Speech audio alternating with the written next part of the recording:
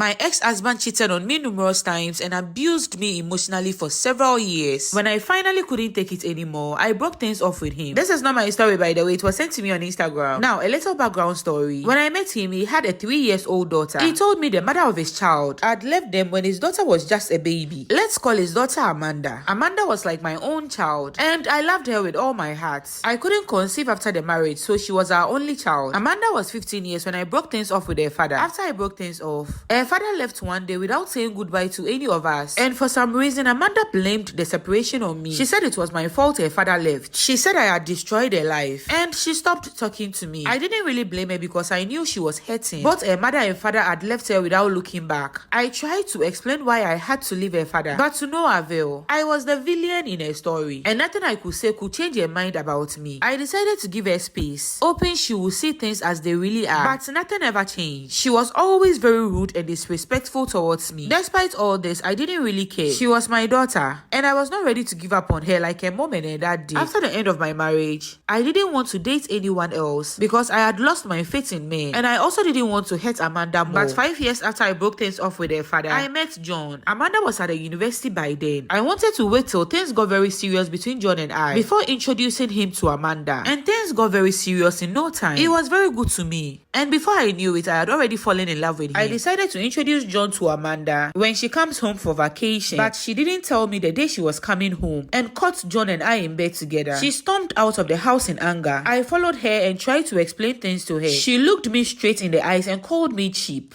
and then she left the house. I knew she didn't really mean what she had said to me. She was just hurt, so I didn't take it to heart. I tried calling several times, but her number was switched off. I was very worried about her, and I was about to call the police when she came back home. She refused to talk to me, but at least I was happy she was home. A week after she came home, she tried to seduce John. I don't know what she hoped to achieve by doing that. She was 21 years old by then. She was not a child, and she knew what she was doing was wrong. When John told me what she had tried to do, I had hit my limits. I asked her to pack out of my house. She said I never loved her and I was only pretending to love her, but I really did love her with all my heart. She has packed out of my house now, but it hurts so much. I feel